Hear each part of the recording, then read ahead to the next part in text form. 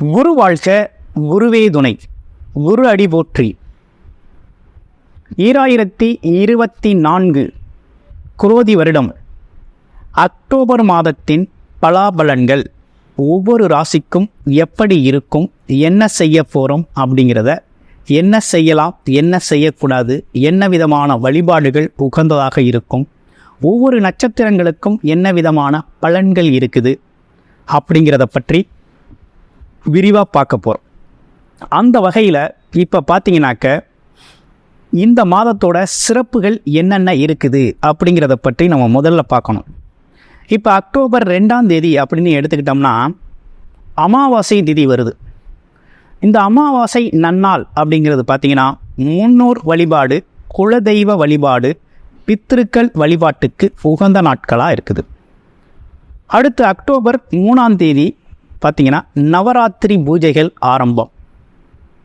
October 11ஆம் தேதி அப்படின்னு எடுத்துக்கிட்டோம்னா சரஸ்வதி பூஜை, ஆயுத பூஜை அப்படிங்கிற ஒரு விஷயங்கள் பூஜை ஆரம்பம். அன்னைக்கு தான் அந்த பூஜைகள் செஞ்சு வழிபாடு செய்யக்கூடிய ஒரு நாள். அடுத்து அக்டோபர் 17 அப்படிங்கிறது பௌர்ணமி திதி. திரு அண்ணாமலையாரை வழிபடக்கூடிய, கிரிவலம் சென்று வழிபடக்கூடிய, முழு அருளை பெறக்கூடிய ஒரு நல்ல நாள், அம்மனுக்கு உகந்த நாளாகவும் இருக்குது. இப்படிப்பட்ட விசேஷ தினங்களோடு இருக்கக்கூடிய இந்த நாட்களில் 21 அக்டோபர் 21, 24 பார்த்தோம்னாக்க சுமுகூர்த்த தினங்களாக வருது. அடுத்து அக்டோபர் 28 வாஸ்து நாள். புது வீடு கட்டணும் அப்படின்னா வாஸ்து குறிக்கிறதுக்கு மிகவும் உகந்த நாளாக இருக்குது. அடுத்து அக்டோபர் 31 தீபாவளி திருநாள் பண்டிகை அப்படிங்கிறது அன்னைக்கு தான் வருது. இப்படிப்பட்ட சிறப்புகளோட இந்த மாதம் தொடங்குது. அது மட்டும் இல்லைங்க, 4 விதமான கிரக பெயர்ச்சிகள் அப்படிங்கிறதும் இந்த அக்டோபர் மாதத்தில் வருது. புதன் பகவான் பார்த்தோம்னா அக்டோபர் 10ஆம் தேதி பெயர்ச்சி ஆகிறார். சுக்கிர பகவான் 13ஆம் தேதி பெயர்ச்சி ஆகிறார். செவ்வாய் பகவான் அப்படிங்கிறவர் 20ஆம் தேதி பெயர்ச்சி ஆகிறார். இதுக்கு இடையில சூரிய பகவான் அப்படிங்கிறவர் அக்டோபர் 14ஆம் தேதி பெயர்ச்சி ஆகிறார். இப்படிப்பட்ட பெயர்ச்சிகளை வைத்துக்கொண்டு என்ன விதமான பலாபலன்கள் இந்த அக்டோபர் மாதத்தில் இருக்க போகுது அப்படிங்கிறத டீட்டெயில்டாக விரிவாக நம்ம பார்க்க போகிறோம். அந்த வகையில் உங்களுக்கு ஏதேனும் இலக்கண அடிப்படையில் உங்களுடைய பிறப்பு ஜாதகம் எப்படி இருக்குது, விதி அமைப்பு எப்படி இருக்குது, இப்போ இருக்கக்கூடிய கோச்சார நிலைகளுக்கும் தசாபுத்தி பலன்களும் எப்படி இருக்குது, என்ன செய்யலாம் அப்படிங்கிறத பற்றி விரிவாக பார்க்கணும் அப்படின்னா டிஸ்பிளேயில் தர நம்பருக்கு கால் பண்ணி அப்பாயின்மெண்ட் ஃபிக்ஸ் பண்ணிக்கிட்டு உங்களுடைய பிறப்பு ஜாதகத்தை முழுமையாக நீங்கள் பார்த்துக்கலாம். இப்போ நம்ம பார்க்க போகிறது ஒவ்வொரு ராசிக்குமான கோச்சார பொது பலன், அக்டோபர் மாதத்திற்கான பொது பலன்களை நம்ம இப்போ பார்க்க போகிறோம். அந்த வகையில் இப்போ உங்களுடைய ராசிக்கு எப்படி இருக்குது அப்படிங்கிறத இப்போ நம்ம விரிவாக பார்க்குறோம். வாங்க பார்ப்போம்.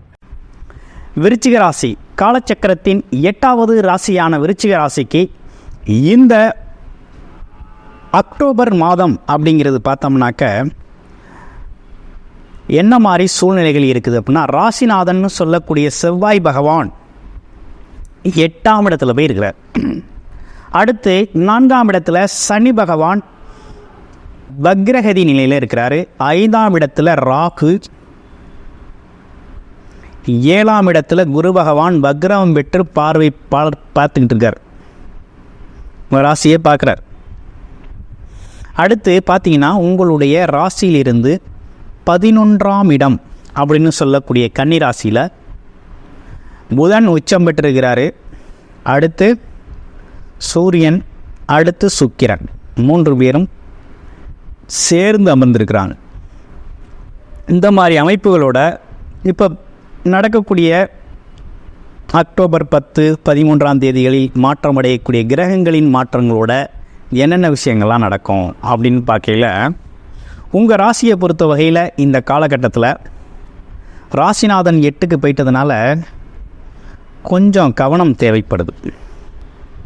என்ன விதமான கவனம் தேவைப்படுது அப்படின்னா, எதுலேயும் கொஞ்சம் அவசரப்படக்கூடாது, கொஞ்சம் பொறுமையாக நிதானமாக செயல்படணுங்கிற அமைப்பு வந்திருக்கு. 8ஆம் இடம்ங்கிறதுனால அசிங்கம், அவமானம், கண்டம், கோர்ட்டு கேஸு, வழக்கு, தேவையில்லாத மனஸ்தாபங்களை சந்திக்கணும் அப்படிங்கிற அமைப்பு அப்படிங்கிறது இந்த காலகட்டத்தில் உருவாகும். ஏன்னா போய்கிட்டு இருக்கிறதும் மிருகசீட நட்சத்திரம், கோபத்தை அதிகப்படுத்தும், ஆக்ரோஷத்தை உருவாகும். அப்போ இந்த காலகட்டத்தில் பொறுமை, நிதானம் அப்படிங்கிறது அவசியம். அவசரப்படாமல் பொறுமையாக செயல்படுங்க. ஏற்கனவே உங்கள் ராசிக்கு என்ன நடந்திருக்கு அப்படின்னா, அர்த்தாஷ்டம சனி வேறு இருக்குது 4ஆம் இடத்துல. அப்போ வண்டி, வாகனம், வீடு சார்ந்த விஷயங்கள், தாய் உறவுகள் சார்ந்த விஷயங்கள், சுகஸ்தானம், கணவன் மனைவி ஒற்றுமை சார்ந்த விஷயங்கள்லாம் கொஞ்சம் அவ்வளவு சிறப்பாக இல்லை, கொஞ்சம் சிரமமாக தான் இருக்குது. இருப்பினும் இந்த குரு பார்வை வந்ததுக்கப்புறம் கொஞ்சம் பரவாயில்லைங்கிற மனநிலை ஏற்பட்டிருக்கு. ஆனால் உண்மையிலே ரியலாகவே ஆயிருக்கா அப்படின்னா, ஆகக்கூடிய சூழ்நிலைகள் வந்திருக்கா அப்படின்னா இப்போ தான் ரீசெண்டாக வந்திருக்கு. ஆனால் வந்த அடுத்த குறிப்பிட்ட நாட்கள்லே இப்போ பார்த்தீங்கன்னா இந்த அக்டோபர் 9ஆம் தேதியே மீண்டும் என்ன பண்ணுறாரு, குரு பகவான் வக்ரகதி அடைகிறார். 2-5 கூடியவர் வக்ரம் பெற்று ராசியை பார்க்குறார். அப்படி ஒரு சூழ்நிலை வேறு வருது. அப்போ இந்த காலகட்டம் அப்படிங்கிறது விருச்சிக ராசியை பொறுத்த வகையில் பொறுமையும் நிதானமுமாக செயல்பட வேண்டிய காலகட்டமாக இருக்குது. வேலை, தொழில் சம்மந்தப்பட்ட விஷயங்கள்லாம் நல்லா இருக்கா அப்படின்னா உண்மையிலே நல்லா இருக்குங்க. வேலையை பற்றி ஒன்றும் பெரிய குறை இல்லை. உள்ளூரில் வேலையை விட வெளியூர், வெளிநாடு, வெளியூர் யோகம், வெளிநாட்டில் போய் வேலை பார்க்குறது அப்படிங்கிறதெல்லாம் நல்லா அமைஞ்சிருக்கு. வேலை கிடைக்காதவங்களுக்கெல்லாம் கொஞ்சம் வெளியில் வேலை கிடைக்கும். வேலை மாற்றம், இடமாற்றம், தொழில் மாற்றம் செஞ்சுக்கலாமா அப்படின்னா தாராளமாக செஞ்சுக்கலாம். நல்லா செஞ்சுக்கக்கூடிய காலகட்டம் தான். ஓகேங்களா. அடுத்து 10ஆம் இடம், தொழில் சார்ந்த விஷயங்கள்லாம் நல்லா இருக்கு. ஆனால் உச்ச நிலையில் இருக்குது. அதாவது 11ஆம் இடத்துல நல்ல லாபஸ்தானத்தில் நல்லா தான் இருக்குது, நல்ல அமைப்பு பெற்றிருக்குது. ஆமாம், உங்களுடைய பிறப்பு ஜாதகத்தில் என்ன விதமான தசாபுத்தி நடக்குது, ஆமாம், இந்த காலகட்டத்துக்கு எது சார்ந்து உங்களோட விதி அமைப்பு இருக்குது அப்படிங்கிறத லக்கண அடிப்படையில் தசாபுத்தியை பார்த்துக்கிட்டு பலன் எடுத்துக்கோங்க, ரொம்ப நல்லாயிருக்கும்.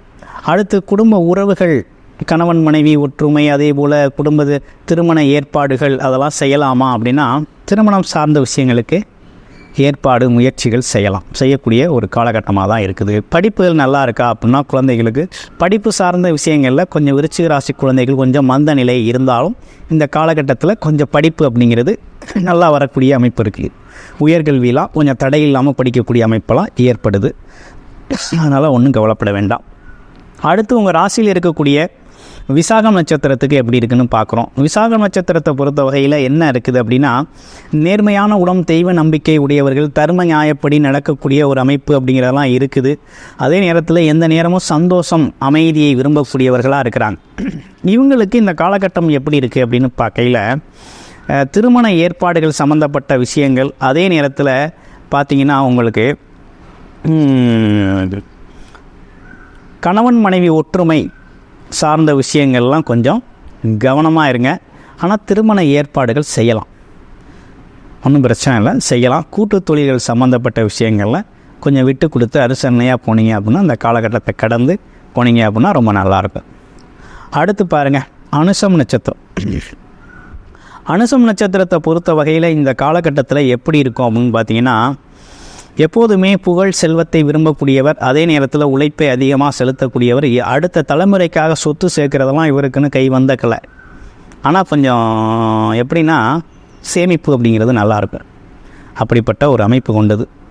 அவங்களுக்கு எப்படி இருக்குது அப்படின்னா, வண்டி, வாகனம், இடம், வீடு சம்மந்தப்பட்ட விஷயங்களை மாற்றணும் அப்படின்னு முயற்சி பண்ணிங்கன்னா மாறிக்கலாம். அதே போல் மார்க்கெட்டிங் தொழிலில் இருக்கிறவங்களாம் இந்த காலகட்டத்தில் மாற்றங்கள் அவங்களுக்கெல்லாம் ஏற்படும். சேல்ஸு, மார்க்கெட்டிங் துறைகளில் இருக்கிறவங்களுக்கு மாற்றம் ஏற்படக்கூடிய காலகட்டமாக இருக்குது. கேட்டை நட்சத்திரம் எப்படி இருக்குது அப்படின்னா, வாழ்வில் ஏற்ற இறக்கங்கள் எவ்வளவு சந்தித்தாலும் அயராது உழைப்பால் முன்னேறக்கூடியவங்க கேட்டை நட்சத்திரக்காரர்கள் தான். அதே நேரத்தில் பார்த்திங்கன்னா தாய் தந்தையர் சொல் கேட்டு நடக்கணும் அப்படிங்கிறதுல ரொம்ப முக்கியத்துவம் கொடுப்பாங்க. அறிவாற்றல் அதிகமாக இருக்கும். படிப்பு, தொழில்நுட்பம் அப்படிங்கிறதெல்லாம் பயன்படுத்தக்கூடிய ஒரு அமைப்பு இருக்குது. ஆழ்நிலை சிந்தனைகள்லாம் இருக்கக்கூடிய அமைப்பு இருக்குது.